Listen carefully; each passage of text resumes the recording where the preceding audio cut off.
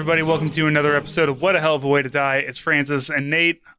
Nate, how we haven't really had a proper dad chat since the good weather has come. So how are the hater worms doing in your garden these days? I kind of gave up on most of the garden except for a couple of my pepper plants actually survived the winter and they've already started sprouting. So I've had to put down some pellets to get rid of the hater worms. But right now we're having a dry enough period that they're not out, but as soon as it rains again, they'll absolutely be out. I'm actually just going to have a gardener come and get rid of the weeds and treat it, because it seems like no matter how much work I do, it turns into a full-on rainforest of weeds in our back garden all the time, unless I'm literally out there all the time. And so I just feel like most of that area, like, I'm not going to be treating it. You know, I'm not. It's not really suitable for me to grow stuff because of the way that it gets shaded. There's a few spots that's bright enough for things to grow, but by and large, it's just too in the shadows for stuff to grow, because it's very, I mean, even in the hottest time of year, except when it's like fully in the 80s and 90s, it's too cold in the shade for stuff to really thrive.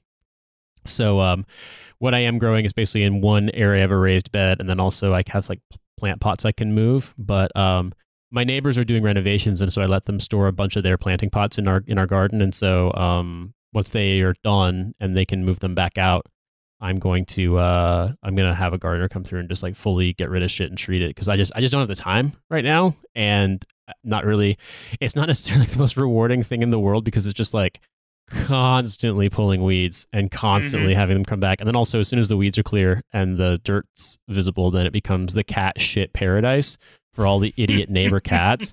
So yeah, it's just been that my conundrum is basically I don't really know what else I can do, but I am going to at least hopefully have another successful harvest of ají amarillo chilies, which are amazing for stir fries and all sorts of other stuff, for making fried rice. They're incredible. So I've been eating a lot more healthily.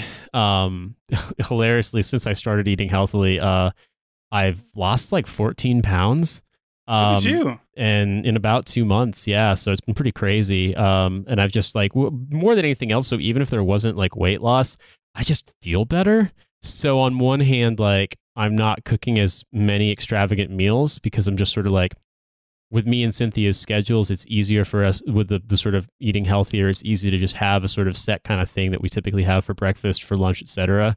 Or just have stuff available, and then try to cook meals for leftovers, you know, to eat during the week. But also, I spend a lot of time in the studio now, so part of my routine is also that, you know, that means I'm cycling like,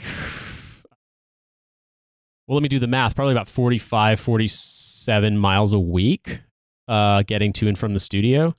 I think of it in kilometers, even though Britain doesn't use kilometers. No, they use degrees centigrade for temperature, but they use miles for distance and miles per hour for wind. So it's very funny. It's like the euro and yeah, we'll be part of the European Union, but we're not getting rid of the pound. Like, England has constantly just been like, we'll be part of your thing, but also not part of your thing. And now we're leaving, and we realize how much we fucked ourselves, because deep down we were addicted to cheap labor from the continent, but we have to pretend everything's going great. It's also very funny, too, because we took the Eurostar when we went to Belgium, and I think I made this comment that even before Brexit, because Britain was never in the Schengen area, so the sort of, you know, universal passport zone, basically, like, we'll put it this way. If you had an EU passport, you could come to Britain. You didn't need a visa. You could live, work, etc. That was, you still had that right because of you were an EU citizen, but you still had to go through passport control and like customs checks and stuff to get into the United Kingdom. So in a way, it kind of takes some of the ease out of traveling internationally by train in Europe, because, you know, since I've been a young adult, the first time I visited and then moved to Europe, once you're in the EU, one of the nice things was you show up for your train. You can, you know, be like 5 minutes before departure, get on your train, and it's fine. It's for an international train. Like, no one gives a shit. But that was never the case getting to and from Britain. It was always annoying, and you always had to like go through airport security, except in the train station, which you don't have limits on liquids and stuff. You don't have to take your shoes off, so that's nice. But you still have to go through X-rays and baggage check and passport control. And, you know, train stations are smaller than airports, so like, it felt like you were going through international customs at like the Columbus, Ohio airport. And that's how it is leaving London. That's how it is going to London, whether you're in Paris, Gare du Nord, or in Brussels Midi or in Amsterdam Central, or hilariously, if you're on a train that's going to London and it hasn't gone through one of these train stations that has the sort of mini airport passport control customs, you have to stop in Lille, which is a city in northeast France that's right on the border of France and Belgium. And they troop you off the train, and you basically have to go through customs there on the platform while they search the train, and then they load you back on it. So it's like, I did find it very funny that Britain manages to make everything annoying, like even in ways where the sort of control aspect isn't necessarily there. It wasn't before. Like now it's much more rigid, but it's just more annoying no matter what. Like there's this intense desire to just make things irritating, and it sounds like going to England is incredibly irritating and not really worth it. I mean, it depends. If you're a huge Tia-boo, like I guess I was at one point in my life, then maybe there's stuff about it that you're just really into British stuff. But I think, shout out to Jasper, my friend who's actually been a guest on this podcast, my buddy from my old unit in Korea, who's now lives in New York City, where he's from. Jasper made the comment to me recently that he feels like there's this, wherever you hunkered down for the pandemic, like there's probably this deep unconscious desire to get out of that place.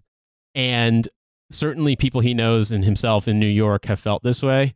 And all I can say is that after, going on 4 years in this country and all this shit that's happened since we moved here, I don't really have any romantic notions about the United Kingdom at all. It's just where I live. And it's a country like any other country. South London is really cool. The government of this country fucking sucks.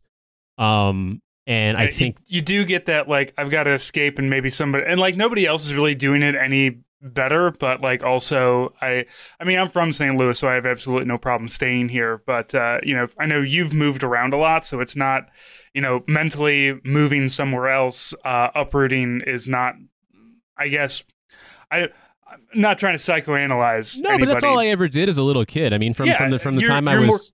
You're more comfortable with that than I am, so it makes sense. But also, I totally understand they just like, I've got to get the fuck out of this country because I have no idea what these dipshits are going to do next. Well, right, and I think that if we were back in America, like, you might say, fuck it, I want to leave America, but also, like, America's home, you understand home, like, there's things that are familiar, there's things that are, constants in your life.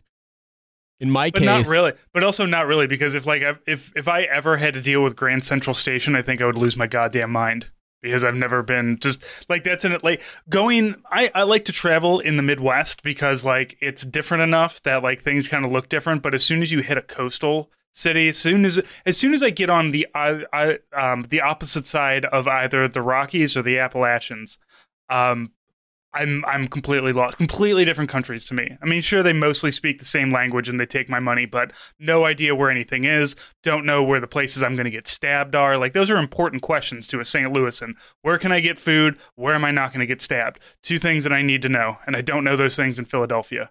Well, it's funny though, because you said Grand Central Station, like that's one of the least difficult ones. That's you picked one of the like most objectively beautiful, nicely designed, and not altogether too challenging to navigate stations. Now, Penn Station, on the other hand, hoo boy, what a fucking nightmare. Grand Central Station, they managed to convince or foil Robert Moses before he destroyed it to build some piece of shit.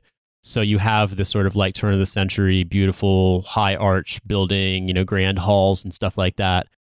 It's a huge tourist attraction now, whereas Penn Station had something like that. It had fallen into disrepair in the 50s and 60s, but they knocked it down and built Madison Square Garden, and the train station is entirely underneath Madison Square Garden. So, like, it has what I would best describe as, like, ceiling heights of a Motel 6 throughout one of the biggest train stations in the entire country. So you can imagine what that's like.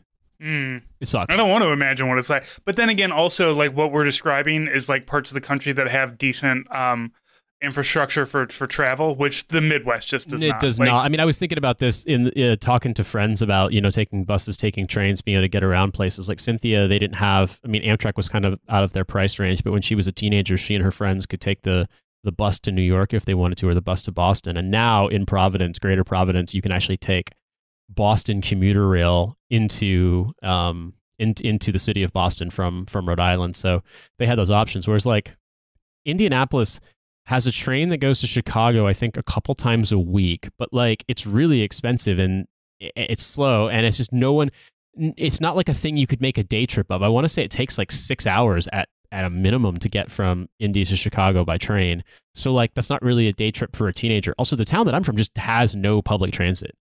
Like Indigo ends at the Marion-Hamilton County line.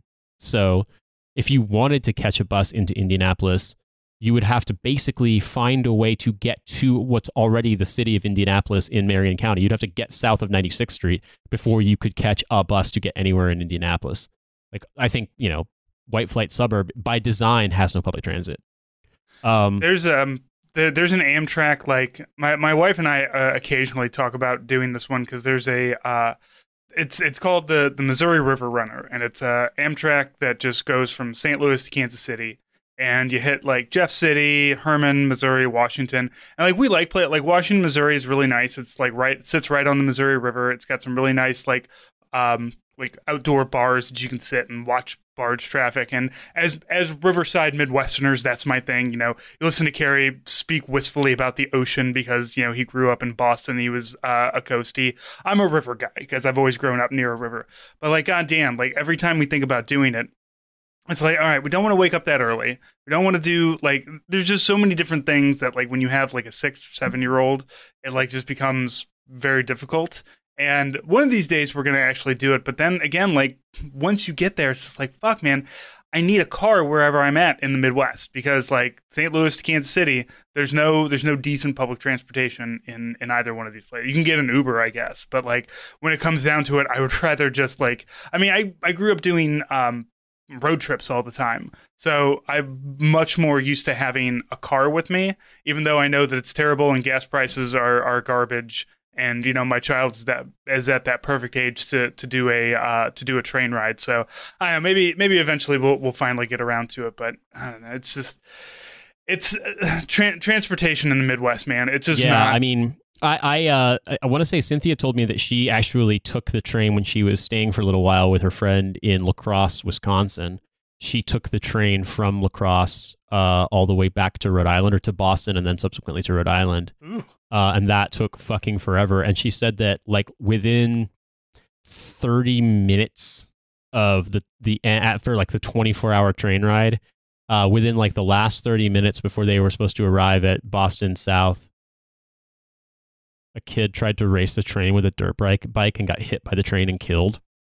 So they just stopped the train, and the cops and investigators and paramedics had to come out and and it was middle of summer, so it was balls hot. And yeah, it sounds miserable. I mean, I took the train from Fayetteville, North Carolina to New York City and back one time when I was in the Special Forces course, and it was cool. But like when you're on a 4-day weekend and your time is valuable, like once you've made the experience of a 14-hour train ride from, South Central North Carolina to New York and back, you kind of like don't necessarily want to spend 28 hours round trip in transit anymore.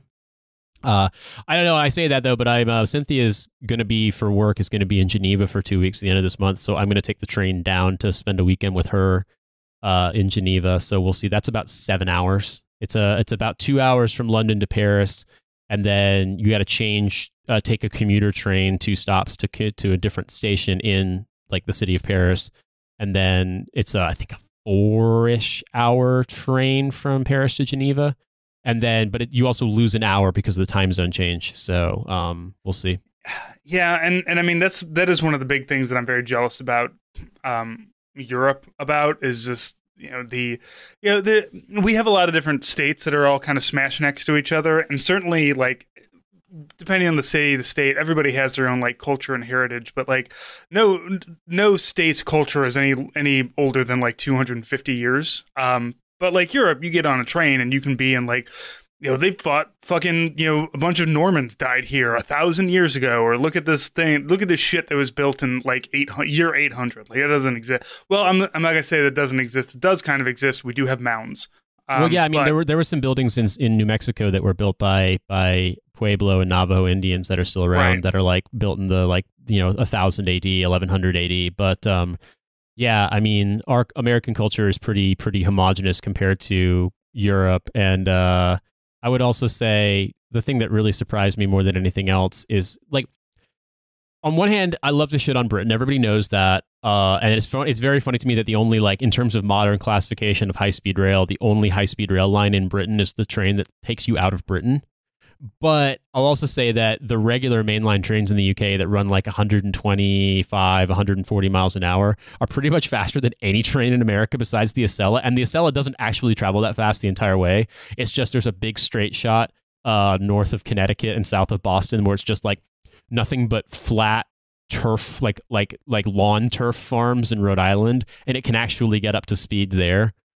So yeah, I mean, like, they do have more developed infrastructure. I think it's higher population density by and large. Cars were, trains got developed for passenger rail, at the same time as they did in America, but freight trains to haul shit stopped being the primary, like, method of heavy cargo stuff, and it switched to trucks in Europe. I want to say after the war, but I mean, like, it could have been really at any time. So the majority of rail traffic, or a much larger chunk of rail traffic in Europe, is dedicated to passengers. Whereas in the US, like, they created Amtrak so it would fail because they wanted to say, like, yeah, all right, guess what? Passenger rail is dead. It doesn't exist anymore. Like, stop living in the past. The problem is they built Amtrak and it was supposed to be as shitty as possible, but it was easier to take a train in the Northeast Corridor, and especially during the oil crises in the 70s, it was a fucking hell of a lot easier than driving. So it actually started making so much money in the Northeast Corridor that it, like, more or less subsidized the rest of the program. So they wanted to kill it, but they wound up being successful once it was offered. And so you have this sort of, like, I mean, I could talk about this forever because it's very funny, some of the stuff in America. Like, it sounds like a real, like, springtime for Hitler, but for trains. I mean, yeah, pretty much. And the thing that's hilarious too is that, like, you are starting to see rail elsewhere in America. It's just that it's being done all by private companies because the states where it's happening refuse. They even when the government, earmarks money for it, they're like, no, the government is gay. It can only be run by Richard Branson, with the funds he makes, from the proceeds of whatever the fuck business he's doing with Jeffrey Epstein's heirs. Like, it genuinely. And in Florida, for example, they've built passenger. It's not high speed, but it's going to be higher speed. Put it that way. There's a train that runs from Miami to I want to say I can't remember the name of the city, but it's along the southeast coast of Florida. It's actually, they're in the process of extending it to Orlando. And potentially down the road, they might extend it to Tampa. It's called Brightline. And it's just very funny because on one hand, it's actually incredibly popular. People love it. But it's run by a private company, and they basically do the absolute minimum amount of safety required for the grade crossings, like where the train track crosses the road. Mm-hmm. And this being Florida, of course, you can imagine that basically every month they kill like 10 people fucking crashing their cars into the train. But it's like, it's a private company. They have lots of lawyers. They don't give a fuck. And it's just another one of these reminders that, like, even when something does exist that was better than before in America, it still has to suck. And I don't know. I part of me wonders sometimes if it's just sort of like, hey, everything, being in the Army prepared you for an experience of being an American, in the sense of, like, even if it gets better, it still sucks. Yeah. Everything in the Army sucks, but you get really excited when it sucks slightly less. Like when that is a perfect metaphor, like the United States Army and just being an American in general. Like when you're out in the field, you haven't showered in a while, you've been eating MREs for a week, you've been shitting in a hole in a box, but then, like, a gut truck shows up, and, like, every soldier will just remember that gut truck for the rest of the time. You just only need to show up once, and they'll be so fucking happy. Did you ever have it happen at NTC at Fort Irwin when the gut truck that sold, like, the best burritos you'd ever had in your fucking life showed up? I never had a gut truck at NTC. Oh my God. I remember them at Fort McCoy because there was always, and I was going to say, I've been, you talk about Cynthia and La Crosse. I've been to La Crosse multiple times because of going to Fort McCoy. But yeah, we had them up at McCoy. But I do. I mean, it doesn't matter. Everything off of the gut truck is the greatest food you've ever eaten. No, man. Like this is such a different. This is a transcendent experience. So for the heads out there that don't realize the geography of the Army and its base in California, or one of its bases in California, the National Training Center is basically, there aren't fences on most of the training area because it just butts up into Death Valley. The closest city is Barstow, and it's about 30 miles by single lane road away. So like you are in the middle of nowhere at NTC. And there is a gut truck that would show up, and it was, I swear to you, it was like pretty much homemade style Mexican burritos, and they sold like Mexican Coke and Pepsi and Doritos and stuff like that out of glass bottles. And I can't even begin to, I mean, okay, you're eating shitty ration food to begin with, so your standards are low, but this was like, I never felt like I had any right to criticize or even like feel smug when Californians talk about the quality of food being better, because it's so much fucking better there. And especially their Mexican food, which I mean, quite frankly, is kind of its own genre of cuisine. I was so blown away by that. And I was just like, man, I would really struggle to stay in shape if I lived in California because the food is so fucking good here. We do not have that. We do not have that problem in London. They're the only, there is good Mexican and Latin American food to be found here, but you have to find it in like spots that cater to people from those communities, which is actually a significant amount in South London, and not chains that cater to white British people, because white British people think mayo is spicy. And I'm dead serious. Like you'll see tacos at these places, and it's like a flour taco, flour tortilla, and some relatively unseasoned meat and cilantro, and then like cauliflower with Russian dressing on it. And it's just like, bro, this is fucking disgusting. This is like not to enter into the parochialism taco wars, but like this shit is inedible. Yeah, California is that. It does have that, because I've eaten Mexican in Texas, and I'm sure I'm sure we're gonna get yelled at for this, but like Mexican in Texas, I don't know what y'all are doing. I don't know how you guys share a border with Mexico and like your Mexican food is not as good as California. Maybe it's a political thing. I don't know, but like in California, you can just like stumble across like Mexican food and it'll be the best food you've ever eaten. So hey, you know what? I have the palate of a Midwesterner. I'm used to 7-layer salads where 1 layer is mayonnaise. So maybe I'm not the best person to talk about these things. I do know, however, that I do, that I go to California and suddenly the food has flavor to it, and I go to Texas and it just kind of feels like, it feels like the trying. It feels like somebody really wanted to, but then like somebody else came in and was just like, I need you to tone it down for the white people with the cowboy hats, because they're not going to go for this. I kind of wonder what it's like in like the Rio Grande Valley, because I know that can get, call it the sort of adulterated white people food, and I say that knowing that obviously called Tex-Mex. It's called Tex-Mex. Let's be honest. Tex-Mex is an abomination. I'm going to go ahead and say it, and you can yell at me all you want in the comments. I don't give a shit. There's no reason for Tex-Mex. Just have Mex. I got to be honest with you. Like, I haven't really spent enough time in Texas to have much of an opinion on it, besides the fact that, like, I've heard people say what you're describing, and I can imagine that, like, the food that you would get in like the food you get in San Antonio would probably be better than the food you get in Lubbock. But I will say this much: New Mexican food, unreal. Arizona, like Sonoran Mexican food, unreal. And everything I've ever had, and even the stuff that's obviously been sort of like reformed to appeal to Anglos in California Mexican food, is incredible. Like, that is one of those things where even if Californians are annoying, like, they have a right to brag, because it's so unbelievable. But you know what, Francis? As much as I would love for us to continue dad chatting about Mexican food and the Midwest and trains, we did want to tie this in a little bit to the military this week. And you found a story on Task and Purpose that, of course, attracted our attention because it's the kind of stuff we live for. The headline of this piece is Army Couple Charged with Spending Government Funds on Weapon Parts, Electric Guitars, and a Sword. Now, Nate, you and I have cataloged many times over the past 7 years of this podcast of just insane government waste, just like money being spent on shit that nobody needs, any money spent on in the Army. And I'm also going to say that I have never come across a stingier like organization than the United States military. I don't know how our budget, like the Army budget, kept going up for decades, and yet when you're having to do a lodging kind of thing, you have to share a hotel room with somebody else, or you have to share barracks. Build more barracks, man. Give me a little fucking privacy. I'm a goddamn NCO. I shouldn't have to be dealing with this.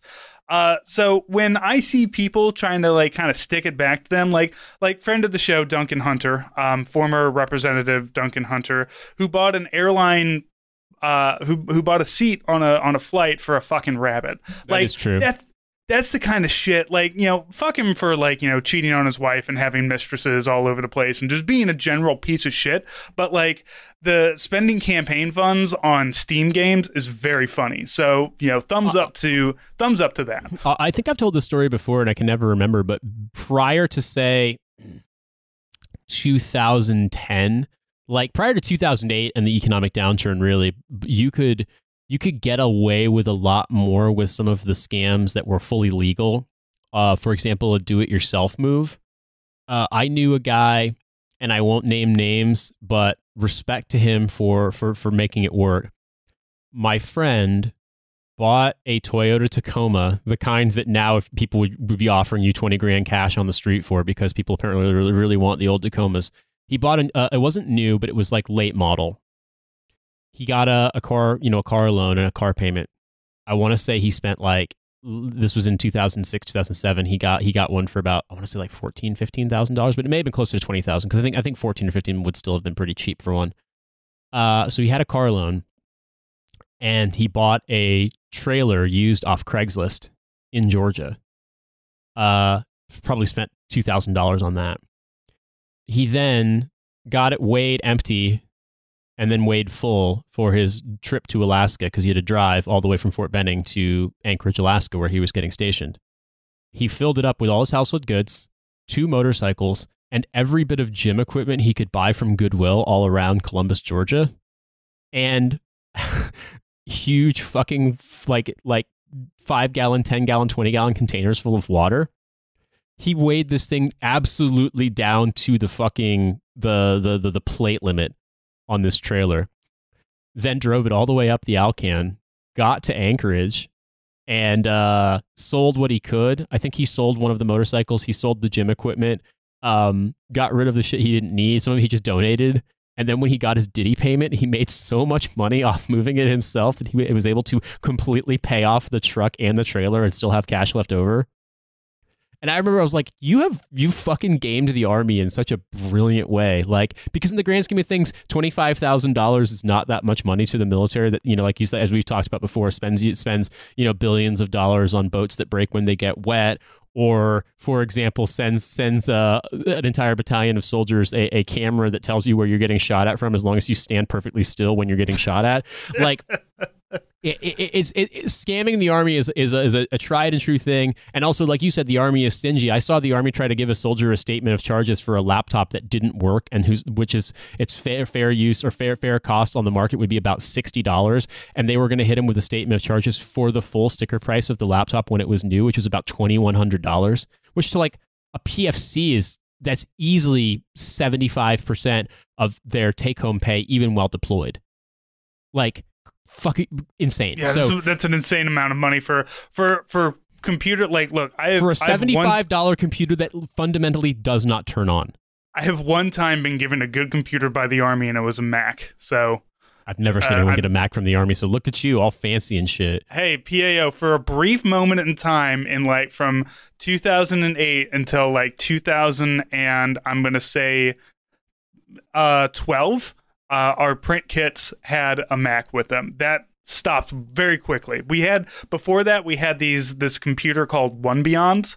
If you're wondering why have I never heard of that, it's because they were absolute shit. All of them broke. Every One Beyond broke. It's just very funny to me because once again, you are constantly you're like, oh yeah, the normal thing that happens in the Army when they give you these Gucci ass computers. It's just like, no.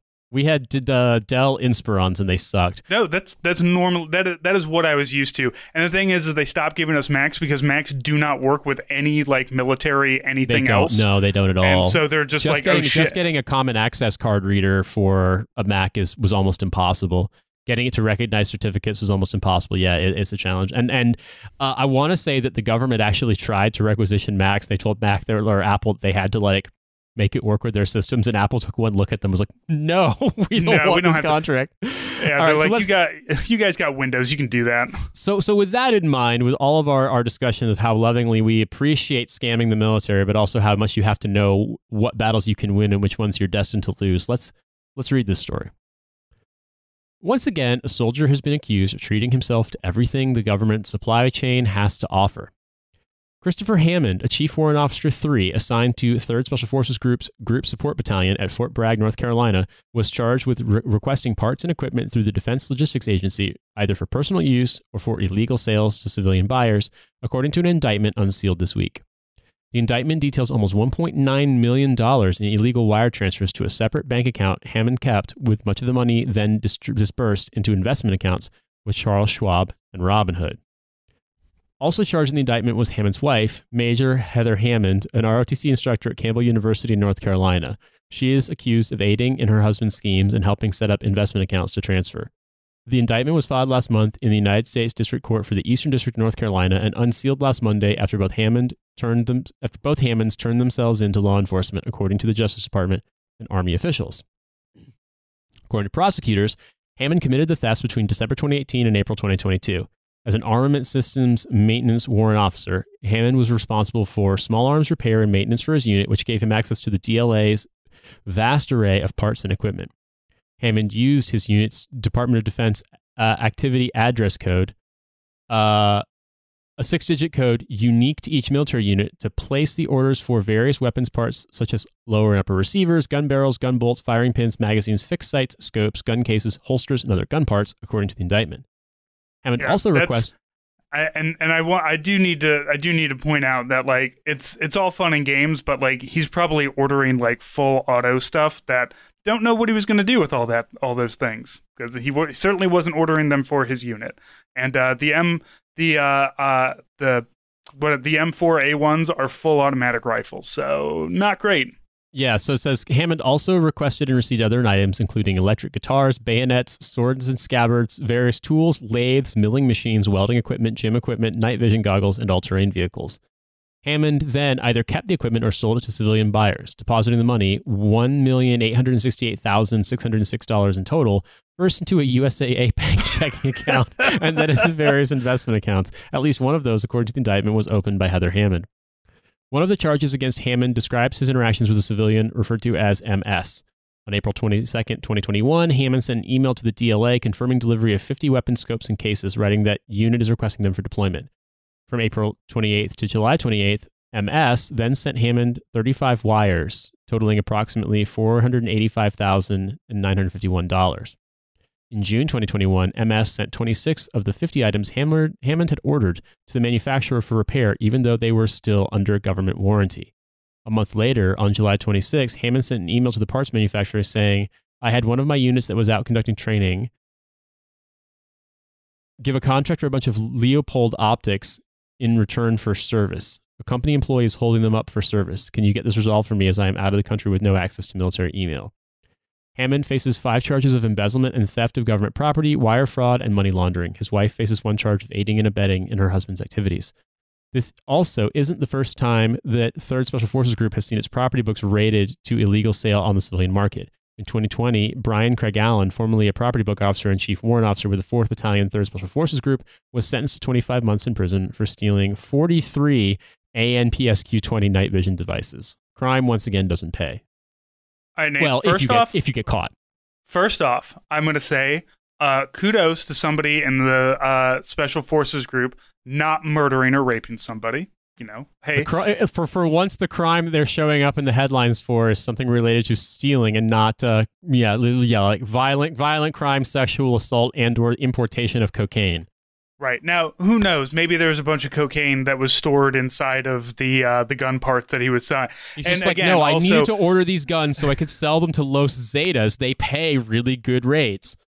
Right. Like it could eventually, like the thing is this warrant officer got caught before he could do violence, so maybe that's great, but also just the audacity of just like, yeah, I'm just going to dump this into my USAA account and disperse it from there.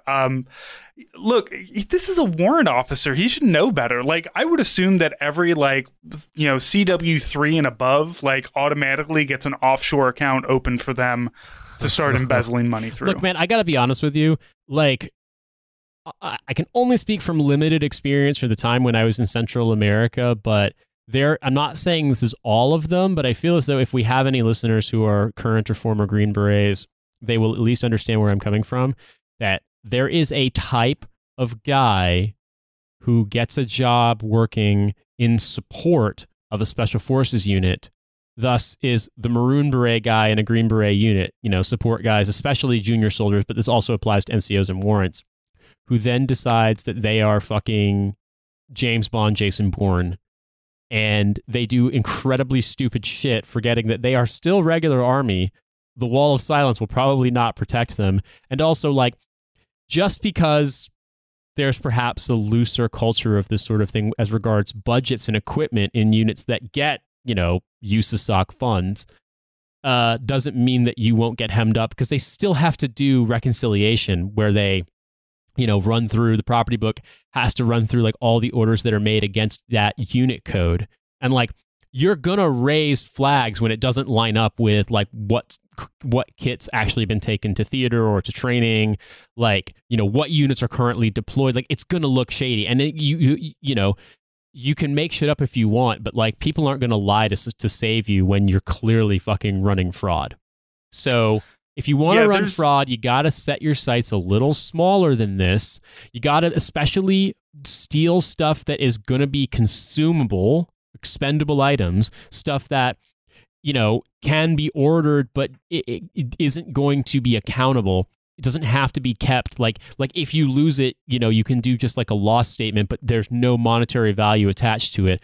Or things that are underneath a certain threshold. Like, I can't remember what the monetary threshold is, but if you want to commit fraud, like, your best case scenario for fraud is stuff that can be ordered, not too, like I said, not too conspicuous, not too expensive. It has an obvious use case.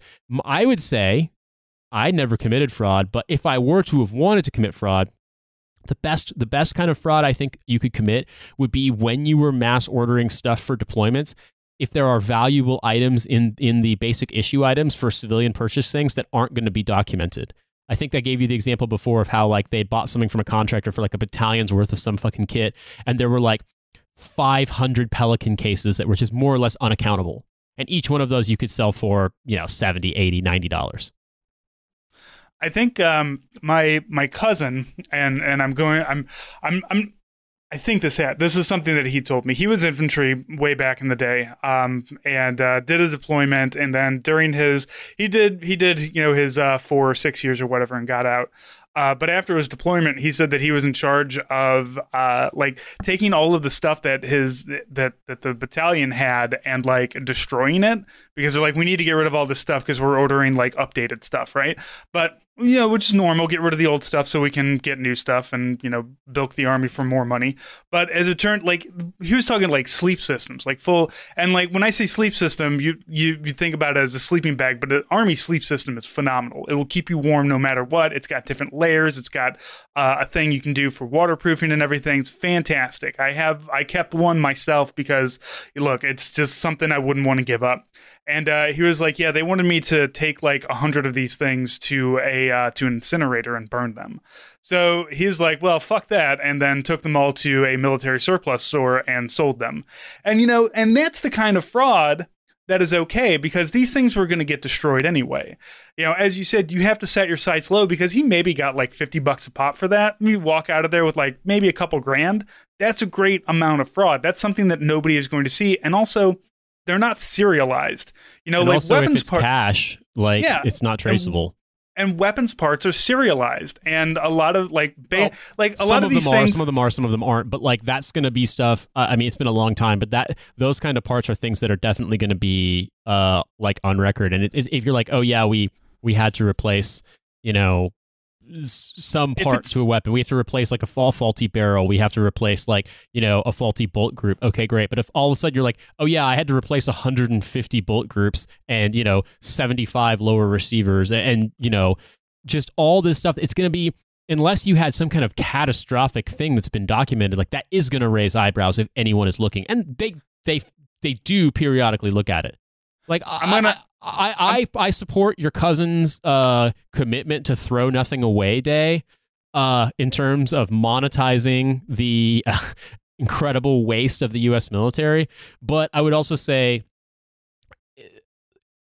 one of my supply sergeants once told me that you have to be a little bit crooked to be a successful supply sergeant. But there's a limit to what, when you get greedy and you start doing something that's really like when you're doing it in service of everyone going home and not having a statement of charges, no one really looks askance unless you're really stupid and do something so blatantly obvious you get caught. But if you start doing it for like personal profit, like that's when A, you get sloppy, and B, the opportunities for people to dime you out start to emerge. So yeah, you start to you start to get greedy too. Like you see how easy it is, and then you're like, well, obviously, if I scale this up, it will continue to be just as easy. Also, can I just say, as someone who was in the supply system, as an XO, like make it easy on yourself. If you're going to commit fraud, don't do it involving weapons or ammo. Mm-hmm. That's the kind of shit that like you're really like that's gonna trigger an investigation if stuff doesn't line up correctly. Like don't make that mistake of being so what's the right word here? Look, like, don't steal stuff that's on the sensitive items inventory. Well, that goes without saying that if you do that, you're an idiot and you're gonna get arrested. But like, I'll give you an example. You will see stuff written off in theater without the requisite sort of evidence of it having been consumed, because people might say, hey, like, we fired a law, or we fired a small D, we fired an AT4, but like it was literally in combat and we don't have the dunnage, we didn't keep it with us, like we were in contact. That kind of excuse. But you can see those sorts of things snowball. What'll happen is stuff will then get written off because it was expended, and then it shows back up again because it hasn't been expended. Now, if people aren't being super stupid and it's one thing, like people will be like, all right, let's go, let's do some scare quotes training and go fire this thing and get rid of it. So like we don't have a problem. But like if you've written off an entire pallet's worth of fucking Carl Gustav ammo and then it shows up, that could potentially be a problem. If you've written off an entire pallet of, I don't know, Claymore mines, hand grenades, fire and forget missiles, that's going to be a problem and you're going to get hemmed up. And obviously, stateside, it's way more tightly controlled. But I'm saying, like, if you want to listen to me, if you want to do fraud, if you want to know how, or if you're a civilian and you're wondering how this game is played, there are items like computer mice, keyboards, office supplies, things along those lines that don't have a dollar value associated with them because they're considered consumable items. Now, if someone goes insane and like, smashes up their computer with a sledgehammer, they can still be found liable for them. But those aren't items that are going to be serial number inventoried. They don't have to be. They are considered like things that are going to get worn out and thrown away. Sometimes that code, those codes that are assigned to those kinds of items, wind up being assigned to things that are actually quite expensive and have value in the civilian market. It's just that, for some reason or another, they've been flagged that way. I've told the story a million times on this podcast about how they had big screen TVs that were for some reason considered consumable items, and so people ordered like an entire shipping container's worth of them. Those do exist, but you got to set your sights a little lower. Think of it like small hands of poker, trying to like, don't bet the house on one thing, trying to like work your way up if you want to do fraud. Because if you do something big and you get caught, like, then you wind up in, task and purpose, and we make a podcast episode about it. But if you don't, if you're on the side, a little shady here and there, a little, you got a fuel key and you're like, people slip you some money to fill up their civilian vehicles with fucking military unleaded gasoline. Like, you know what? I mean, okay, nowadays there's more CCTV, there's more controlled shit, there's more access today. It's probably harder. But like that's the scope we're looking at. You really don't want to start going into like I'm Carlos the Jackal arms trafficking shit when it's literally all in the DoD system that's like auditable. Yeah, you can't do like a kind of heist. All right, one more job and then we're out. You need to, like, if you're gonna make stealing from the army a thing, you need to make it a career. Like, the whole army thing has to be a career. You have to do it little by little over the course of 20 to 30 years, here and there. Just find your places that you can make like an extra $1,000 here, an extra $1,500 there. I'm going to tell you right now, MREs are really expensive on the civilian market. So if you could get a case, like I just looking at Amazon, a case of 24 MREs is like $300. And that's like 9% off. So you get $300. If you can get a couple cases of MREs, and then the gut truck shows up, and all the soldiers are like, "I'm not going to fucking eat an MRE. Why would I do that? That's disgusting." So suddenly you have all these cases of MRE sitting around, which is not uncommon. Like, not at all. Yeah, there's always like, because they give you like 3 a day. They're 2,000 calories. You eat maybe 1.5 in a day, depending on how much work you're doing. And then you just have a surplus of MREs. Sell that shit online. I know it says not for individual sale or not, but who gives a shit? It's an MRE. And you can get away with that a lot easier. You just got to do your fraud, like you said, something consumable, like literally an MRE is consumable, and you can sell it to crazy dudes that think the world's going to end. Like, they're all out here buying buckets of dry food. An MRE is way better than a bucket of emergency food. I'd also say too that, like, if you're in a situation where you're not making the Army a full career, wait until you've ETS'd and you're no longer at your duty station before, like, if you get household goods shipped back to your home of record. Like, it's way better to put stuff in a storage unit and have it, boxed up and shipped home, and then you can sell it not from, Fayetteville, North Carolina, or Columbus, Georgia, or I don't fucking know, Watertown, New York. That Crawfordsville, Tennessee. Those places are inundated with military equipment. Take it back to Indianapolis. Fort Ben Harrison doesn't exist anymore. They're looking for. Francis, I'll have you know, the commissary and the Class 6 store definitely still exist, because I don't know if Indiana's gotten rid of its blue laws, but when I was a kid and a teenager, like, if you wanted alcohol on Sunday, you got to know a retired veteran who could go to the Class 6 store and get it for you, because no one sold alcohol in grocery stores or liquor stores on Sundays in Indiana. Sucks being a Puritan country, man. Fucking God, it sucks so bad. I mean, it's not even as bad as the South. Like, my grandparents lived in a county in North Carolina that was fully dry. So, like, yeah, it's... I never understood dry counties. I especially don't understand why Missouri doesn't have any. Like, our laws are very strange. Like, we're like, yeah, legalize marijuana, but also if you get an abortion, you're going to go to jail, and everybody should have a gun. It's yeah. I mean, North Carolina's like that too. That, like, you have to get every 2 years you have to get a safety check on your car that's comparable to the Ministry of Transport check you do in the United Kingdom.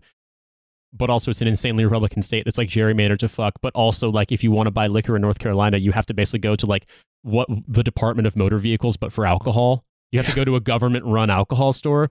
You can buy beer and wine in grocery stores, but you can't buy liquor except at the Alcohol Beverage Commission stores, the ABC stores. And it's just like... That's another thing, going back to, like, how going to a different state is like a completely different country. Before my last deployment, we had like 5 days of leave, and I kind of road tripped around Pennsylvania and New York. And I go to Pennsylvania, it's like, why can't I buy a sixer of beer anywhere? Like, no, you have to go to like the beer store, or you need to go to a bar. Like, I had to buy a 6-pack at a bar. Incredibly alien idea and insane, and I hated every part of it. Yeah, it's funny to me because in New York, you can't buy liquor in grocery stores. You have to buy it in specialty liquor stores. Whereas in Georgia, if I remember correctly, you could buy liquor in, like, Target or Publix. Yes. But you can buy liquor at our Targets here in Missouri too. It's wild. But in Georgia, they had special dividers set up to mark off the alcohol aisle on Sundays, and you weren't even allowed in the aisle. We used to have that too. Yep. Because it's the Lord's Day. When I worked at a restaurant, there was on Sundays, like, literally, people would come for lunch and would have to wait until literally like noon, I think, either noon or 1 o'clock before they could legally order a beer. I don't think that exists anymore. Either that or we all stopped paying attention to it. I'm not sure. there was a grocery store that was open 24 hours in Bloomington, and one time we came from the bar to buy snacks, to buy like, you know, I don't fucking know, big bags of Ruffles and fucking cocktail peanuts and stuff like that. But we showed up because for whatever reason we had gone to some party or something at the bar where we were all in costumes. So we showed up dressed as like fucking like the Ninja Turtles or something. And the minute we walk in the grocery store, this lady from the cashier yells, "We're not selling alcohol no more!" And we were like, "It's okay, we just want snacks." So I genuinely, that tension exists. And then you try to explain that to people in this country and they're like, what the fuck are you talking? Because if England limited alcohol sales on Sundays, I think people would lose their minds. Although knowing this country, I'm sure like there's super Presbyterian parts of Scotland where they've tried, but definitely not the case now. Yeah, I mean, you're not going to get away with that in regular ass London. No, definitely not. No. I mean, you do have reduced hours on Sundays, and in places like in continental Europe, it's pretty common for stores to be closed entirely on Sundays. But yeah, I mean, there'll be what they call an off license here, and you can go buy liquor and, you know, beer, shitty wine, whatever the fuck you want, pretty much 24 hours a day. Hell yeah, get that box of Franzia. Yeah, exactly. The underage drinker's choice of the 1990s is a box of Franzia. Exactly. Unless you're me and you drink Mike's Hard Lemonade, and then MD 2020 for me. Ugh. Yeah. Didn't Jack Daniels make like some kind of alcohol pop too? I remember having a really bad night off of Jack Daniels mixed drink alcohol pops and like unfiltered clove cigarettes. And I remember being like, the next day being, you know, it's one of those things where it's like a precursor to what every hangover will feel like when you're 35, but when you're 17. I like the fact that like the more that we talk and the more that we do the podcast, the more I'm convinced you and I would have been best friends in our teenage years. Well, before we roll the bonus footage, I want to tell a quick story because this came up. Someone was talking recently. I can't even remember what the prompt was on Twitter, but I was reminded of something. And I just recall this happening to me that, oh yeah, I remember what it was. They were talking about like, you know, what was the first iPod you ever used? Or like the anniversary of the iPod, or the fact that they're no longer making iPods. And I told this story and I was like, yeah, my brother bought one of the first generation iPods before they had like the really, really cool, the sort of iconic design. And I thought it was really stupid. But then I just thought he wasted money. Like, why? I just had a CD player. But then one day I decided to go for a run. And while I was out running, my friend saw me when he was driving his shitty Buick. And he pulled up alongside me. He was like, yo, get the fuck in the car, and made me smoke resin out of this piece that you could smell like fucking 10 feet away. And like it got me high enough that when I came home, I decided to try out the iPod. And I went down to the dark basement listening to like deep cuts on the first A Perfect Circle album that are probably the worst music any human being has ever heard in their lives. And I was like, oh, I can totally hear the space between the notes. Oh my God, this is so great. And after that, I was just like completely sold on the idea of an iPod. Mare de Nam stands for Sea of Names. And then when I hell yeah, God, I fucking hated that album. And then in retrospect, I'm like, this, like, if you show these tweets to an average European, they're like, this is an alien concept. This is a different language, this is basically people from a different planet. And it's just like, yeah, if you grew up in the Midwest, like your friend basically shanghaiing you off the street while you're going for a run to make you smoke resin out of a fucking in a shitty Buick Cutlass, that's normal. That's just a day ending in Y. And if there is any argument against the legalization of marijuana, you just gave it to us. So if we legalize marijuana, young white teenagers all over the country might get high and think Perfect Circle is a good band. Exactly. Well, Francis, speaking of, I can't even think of a way to segue this, but I was just going to say, speaking of things that's important to young white teenagers, you guys watched Catch-22. Yeah, and we finished watching Catch-22, and it turned out to be incredibly depressing, much like the book, but also very much unlike the book. And thankfully, Carrie has read the book multiple times and can kind of give us some of that. But Catch-22, I'd say watch. It's 6 episodes. They're all like 40 minutes long. It's fine. You should watch it, I guess. But I'm going to play 10 minutes or so of footage from that bonus episode. That's available on the Patreon. There'll be a link in the show notes. So if you're interested in that or any of the episodes dating all the way back to the end of 2016 when we started the show, they are all available on the $5 tier. And if you sign up at the $10 tier, 4 times a year, Francis will send you a care package with stickers, patches, pins, etc. Yep, So, I just dropped the ones in the mail for this quarter. It's the Havana Syndrome patch and a bunch of stickers and some other stuff. And then there's always a discount code for the store at hellovawaytodie.com, and they're a really steep discount code. So you $10 people, man, you get a lot of good stuff. So think about it. Sign up. And in the book, I know that he's like, they made him like like the mayor of some town, but he's like, he was in the show too. It was like a 5-second scene. Yeah. No, but in the book, he's like, he holds public offices like everywhere he goes. Like he's in Baghdad. He's like a minor Shah in Baghdad. He's like, he just has all these, like, everybody's just like, yeah, it's fucking Milo. It's Mr. Milo. We love M&M Enterprises. So because I mean, look, Colonel Cathcart is trying to get a star. Like, that's all Colonel Cathcart is trying to do with all these raising the limits or raising the mission quota and all this stuff. He's never going to become a general, though. But Milo will secure the bag. So and Milo might not become a general. He will certainly become a lobbyist and then eventually a congressperson. Well, I remember exactly. He's taking a much easier route than any of the generals are. Well, I remember in the book as Cathcart's motivation, that at least as he starts off, is to get his picture into Life magazine. Which, I mean, I can understand why they cut that, because that's one that definitely probably doesn't like resonate with many modern audiences. He wants to be Time Person of the Year. Yeah, just like Hitler. Hey, he was only nominated. Hey, we've all been Time Person of the Year twice, so we're doing better than that. Twice? I thought everybody was once. Everybody was 2006, but the American Service Member was 2004. Well, were you in 2004? I was not in 2004, so I only have it once. I was a senior in high school. Oh, well, then I'm the old fuck on the old bitch. It's funny. I am nearly 40 and I'm still doing this. I turned 34 this month. Yeah. Oh, congratulations, you fuck. I didn't ask for this.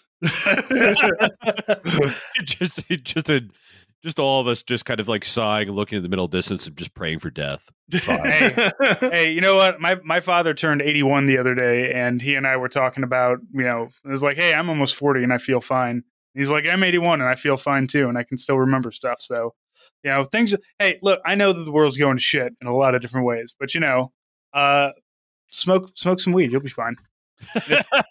If not, you'll be high, and who gives a shit? What's that? I think my dad made it to 45. I'm not sure. Well, it doesn't count if you do it yourself. I mean, that shotgun jumped right at him. That's not hereditary. That's not like cancer. You say that, but my uncle disagrees. All right, we're a fucking bag of laughs tonight. It's like doing fucking great, man. Well, look at the fucking show we watched.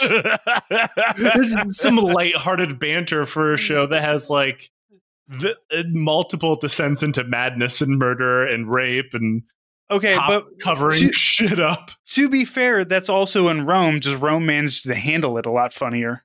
It's lighthearted.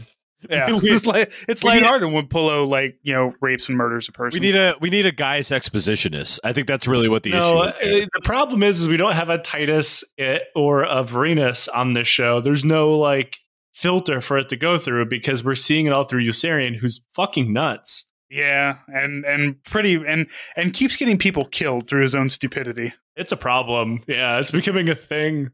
It really is. Like even the tail gunner that he gets in episode 6. Hey, let's finish up 5 here. So after the bombing run, Scheitz Cop shows back up, and he's just like, yeah, I'm going to be in charge of things, which is very funny because Yossarian had a deal with Cathcart to leave because he's just like, look, I will drop the whole Alfie murder rape thing if you just let me go home because I have my missions.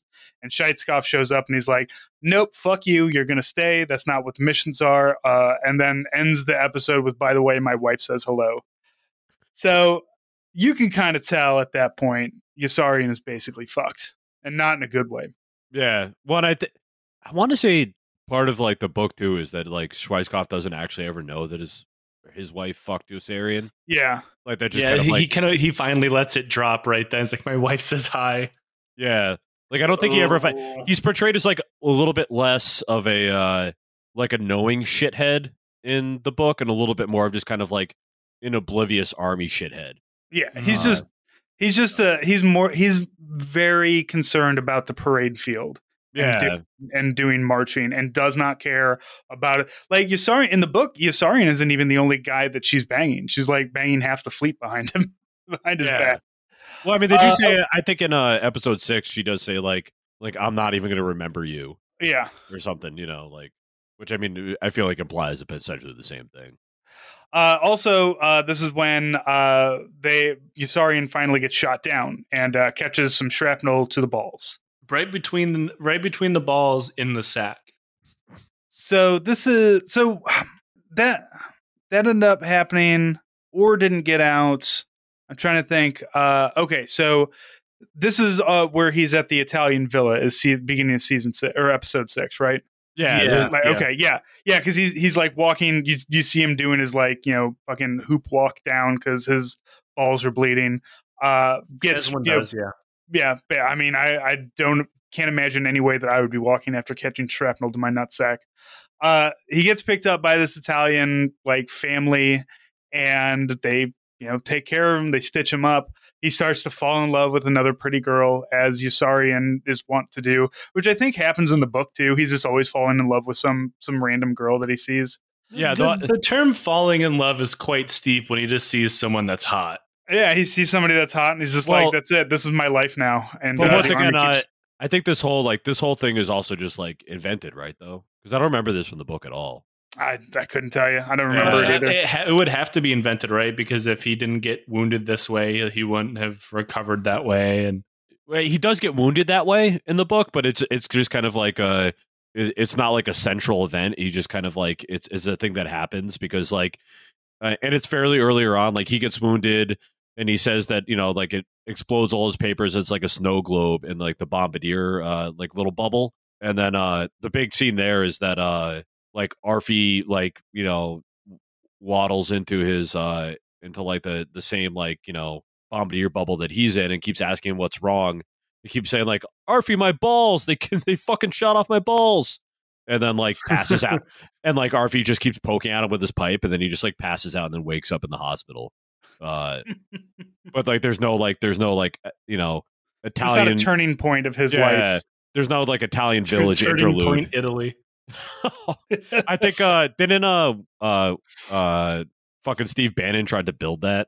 Yeah, he rented out a villa in the Italian countryside and tried to sell it as this retreat for building psychos. Building the new building the new man, the new eagle's nest. Yeah, he was just attempting to restart Mussolini's fascist party.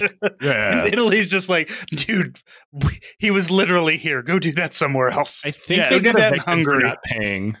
Yeah, I'm pretty sure he got shut down by the government for a couple 2-3 reasons. Yeah, I mean, there's a lot of countries that have hate speech laws.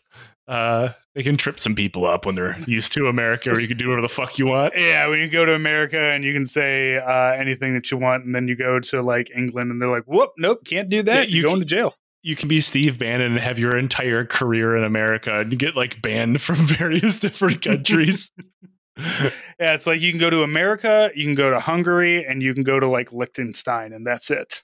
To be fair, most of Western Europe's still cool with it.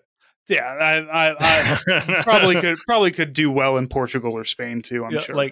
If French people miss me with your racism explanation when Marine Le Pen almost became your president again, but boy, those people do not like Somalians. Yeah. Wait. Are you telling me France is racist? Le racism. I don't know what you're talking about. Anyway, time to open this big book about the history of Algeria. Sure that'll be fine. Ooh, my grandpa just logged on. All right, so Yossarian is living his best life. He's got his balls stitched up. He didn't lose a ball, and then once again the fucking MPs show up. Do. He's got both of his balls. But unfortunately, yes, once again the MPs show up and drag him back to the war. Yeah, because his budding love interest father calls them on him. Yeah. So it's funny too because it's very obviously like a rescue mission. Like he's a downed airman, and they're like, "Oh, are you the American?" He's like, no." Scusi. He just recreates Mama, the fucking train scene from Euro Trip. All right. Well, thank you for listening once again. If you're a Patreon supporter, we greatly appreciate that too. And otherwise, we will speak to you soon. Talk to you later.